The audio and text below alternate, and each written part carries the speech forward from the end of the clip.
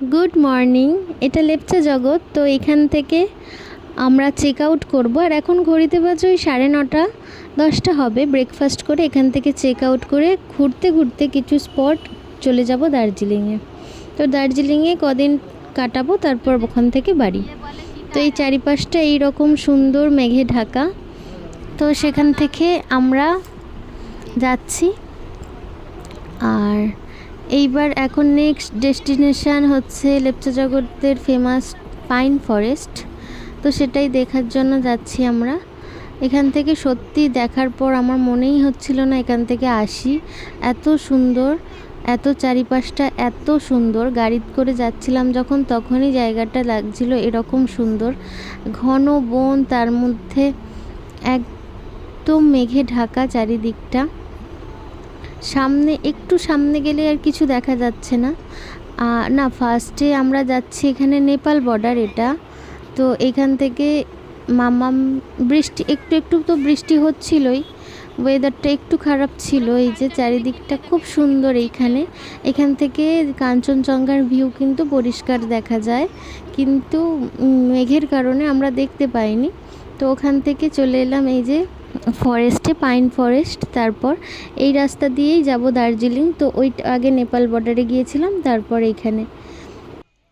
আর এই পাইন ফরেস্টের যে এত সুন্দর সৌন্দর্য, এত সুন্দর চারিদিকটা লাগছিল, মনে হচ্ছিল ওখানেই থেকে যাই।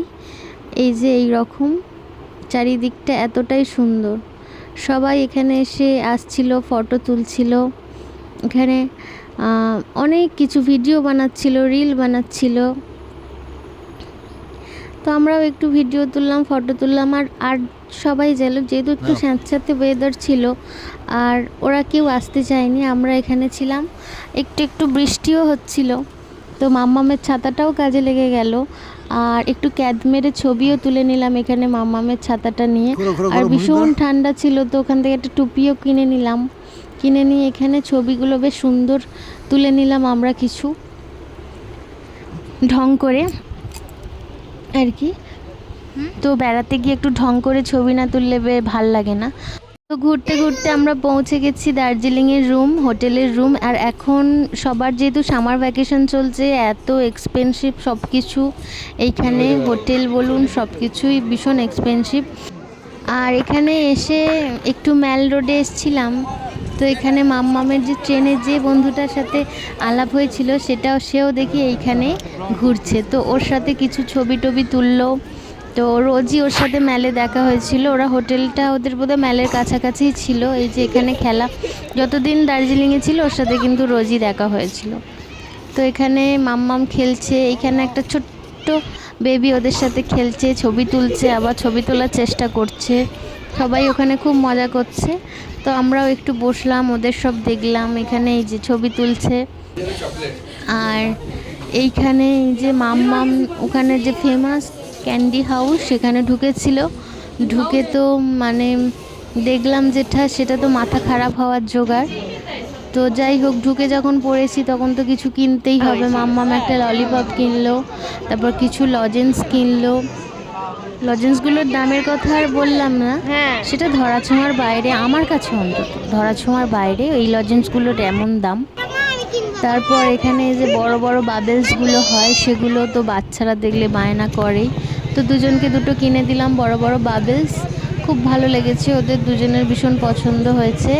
সন্ধেবেলাও দেখা হয়েছিল, বিকেলবেলাও দেখা হয়েছিল, সন্ধেবেলাও দেখা হয়েছিল। এখানে মাম্মাম খেলছে, ওর বাপি ওকে নিয়ে খেলছে। আর বাচ্চাদের, ওরাও তো আনন্দ করতে এসছে, সব কিছুতে বাধা দিতে নেই। ওরাও তো আনন্দ করতে এখানে এসছে, ওদের আনন্দগুলোর দাম দিতে হয়। সব কিছুতে না না করা উচিত নয়। এই পয়সা নষ্ট হবে, এই নষ্ট হবে, সেই নষ্ট হবে, এইগুলো বলা উচিত নয় আমার মনে হয় এগুলো। কারণ ও তো সবসময় এগুলো করে না ওরা। তো ওরাও, আমরা যেমন আনন্দ করতে এসেছি, ওরাও আনন্দ করতে এসছে। তাই ওদের আনন্দে সব কিছুতে হস্তক্ষেপ করা আমার মনে হয় না উচিত। কিছু আনন্দ ওদের করতে দেওয়া উচিত। তো এটা একটা অ্যান্টিক হাউস, মানে এত সুন্দর এখানকার জিনিসগুলো, দামগুলো খুব সুন্দর এখানকার সব জিনিসগুলোর। তো তবুও এর ভিতরের জিনিসগুলো কিন্তু অনেক সুন্দর। এই যে এগুলো কিছুটা আবার কিছু কিছু জিনিসে লেখা আছে 92% সিলভার। সিলভার হয়তো রূপোর গয়নাও আছে এখানে। তো ভিউটা ঠিক এমন। তো ভিডিওটা এখানেই শেষ করলাম। টাটা, সবাই ভালো থাকবেন। টাটা।